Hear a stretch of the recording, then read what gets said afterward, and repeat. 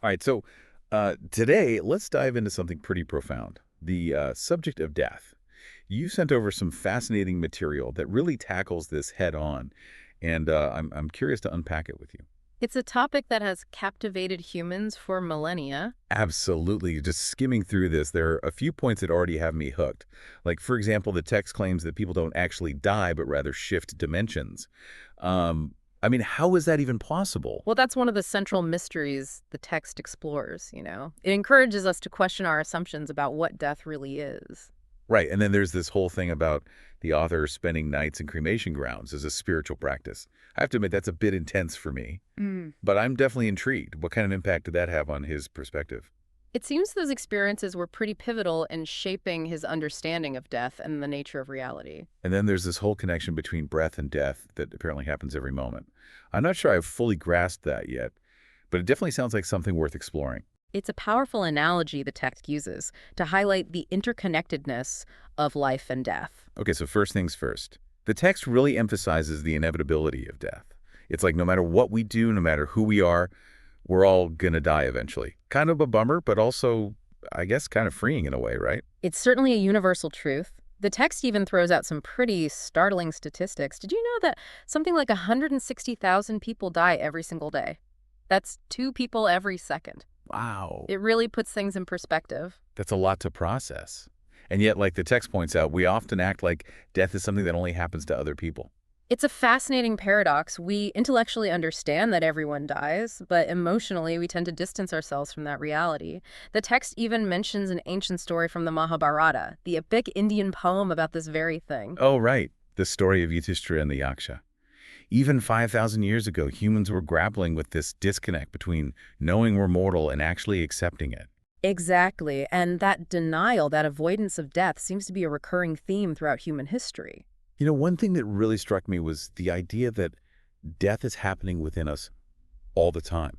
At a cellular level, it's not just this big event at the end, but a constant process of dying and being reborn every moment. That's pretty mind-blowing, don't you think? Absolutely. The text highlights this to challenge our perception of death as a singular event.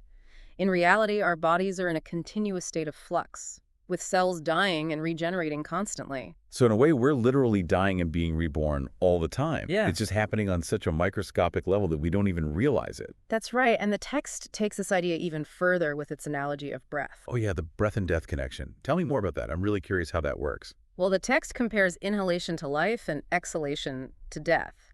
Each breath we take is a mini cycle of these two forces. So it's not just that we need to breathe to live, but that each breath itself is a representation of this constant dance between life and death. Precisely, and if you want a more visceral understanding of this, try holding your breath after you exhale. I think I'll take your word for it, but I get the point. You'll quickly realize how essential that next inhale is. It's a powerful reminder that life and death are intertwined, happening simultaneously in every single breath. It's a profound concept that can shift our perspective on how we view both life and death. But it also raises some questions. Like if death is so natural, why are we so afraid of it? Why do we go to such lengths to avoid even thinking about it? That's a question the text grapples with as well. One suggestion is that we've lost perspective of our place in the universe. We create these grand narratives about ourselves, these stories that inflate our importance, making it harder to accept our own impermanence. It's like we get so caught up in our own little worlds that we forget about the bigger picture. And speaking of stories, the text had this really interesting, almost humorous take on some of the explanations we've come up with for death. Hmm. Like the stork story, for example. Right, the stork story.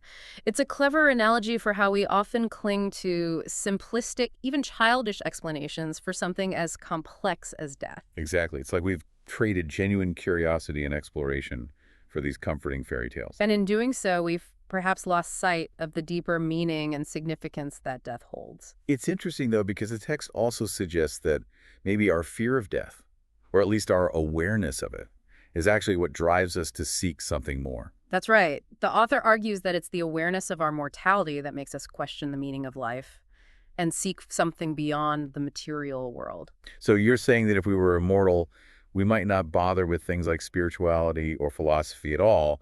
We'd just be content with, I don't know, watching reality TV for all eternity. Perhaps. The Yeah. point is, facing our own mortality can be a powerful catalyst for growth and self-discovery. It forces us to ask those big questions about why we're here and what truly matters. It's like a cosmic wake-up call, reminding us that our time is limited and we need to make the most of it. Exactly, and in the next part of our dive, we'll explore how the author took this confrontation with death to a whole other level. Let's just say it involves cremation grounds, and a pretty unique perspective on the afterlife. Okay, now that's what I call facing your fears head on. I'm a little apprehensive, but definitely ready to hear more about this.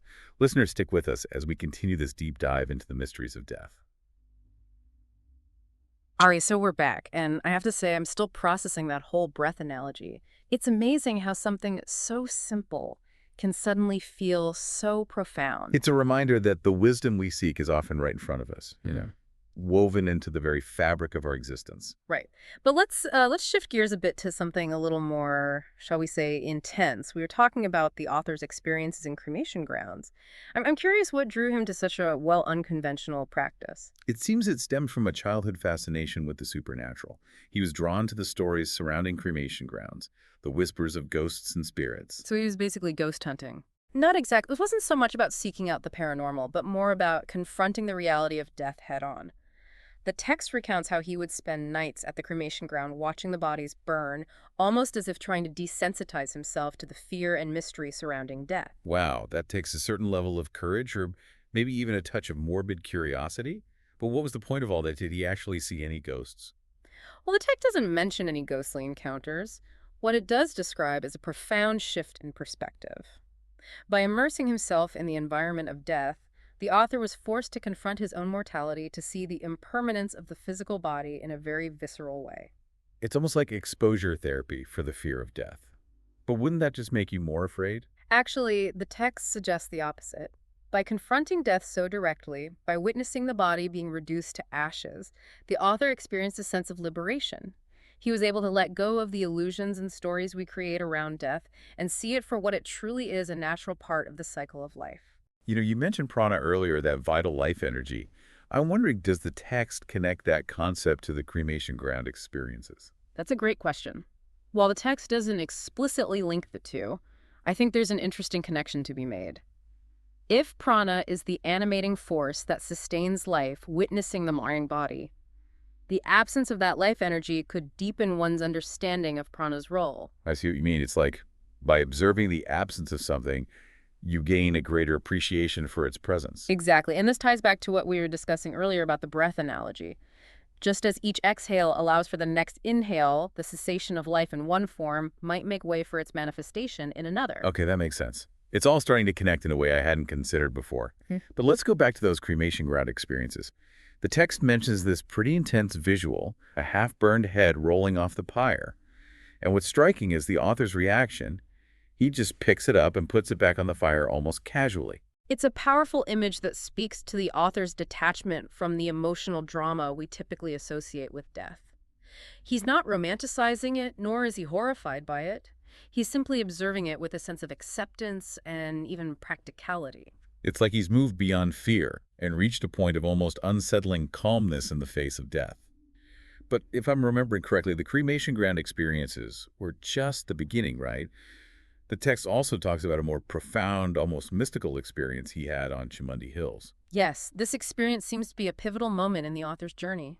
He describes a sudden shift in consciousness, a feeling of merging with everything around him, a dissolution of the boundaries between self and other. So he was just hanging out on a hill and suddenly, bam, cosmic consciousness. Well, it wasn't quite so instantaneous, but it was a profound experience nonetheless. The text describes a sense of unity, a feeling of oneness with the universe, as if the individual self had dissolved completely. I've heard of these kinds of mystical experiences, but it's hard to wrap my head around what it would actually feel like. Yeah. And was this a near-death experience? Like, did he almost die on the hill? That's an interesting question. The text specifically states that this wasn't a near-death experience. It emphasizes that this was a merging with life so complete, so all-encompassing, that death became irrelevant. It wasn't about escaping death, but about transcending the duality of life and death altogether. Okay, that's a whole other level of profound. So based on this experience, what did the author conclude about what happens after we die? Yeah. Did he come back with any answers? Well, he doesn't offer specifics about what awaits us in the afterlife. But he does arrive at a rather startling conclusion that people don't actually die. They simply shift to another dimension of existence. Hold on, I need a minute to process this. He's saying death is like, what, changing channels on the cosmic TV? It's certainly a thought-provoking analogy. The text doesn't elaborate on what this other dimension might be like, but it emphasizes that death is not an ending, but a transition, a shift in consciousness, rather than an annihilation of being. Okay, so let me get this straight. We're constantly dying and being reborn on a cellular level. Each breath is a microcosm of the life-death cycle. And when we physically die, it's not the end, but a transition to another dimension. This is a lot to unpack. It is indeed, and it raises a fundamental question. If death isn't the end, how does that change our understanding of life? That's a great question, and one that I'm sure our listeners are eager to explore. So stick with us for the final part of this deep dive, where we'll delve into the implications of this radical perspective on death.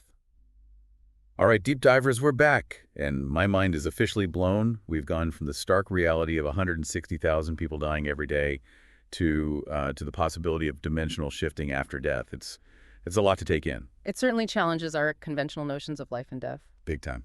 But that's what I love about these deep dives. They force you to think outside the box, to question everything you thought you knew. That's the beauty of exploring these existential questions, you know. There are no easy answers, only Wow. deeper layers of understanding to uncover. So let's get to the heart of the matter. If death isn't the end, if it's just a transition to another dimension, what does that mean for how we live our lives now? That's the million-dollar question, isn't it? It reframes our entire perspective. Suddenly, life isn't just about preparing for some distant eventuality, but about understanding the nature of our existence in the present moment. Okay, I'm following you, but practically speaking, how does that change things? Does it mean we should all quit our jobs, sell our possessions, and go meditate in a cave somewhere?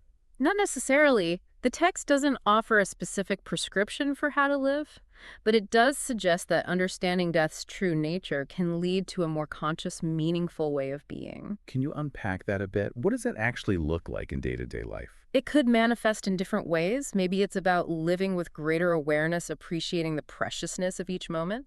Or perhaps it's about letting go of those petty grievances and fears that hold us back from experiencing life fully. It's like suddenly you have this cosmic perspective, and all those little things that used to seem so important just fade away. Exactly. And that shift in perspective can free up tremendous energy to focus on what truly matters.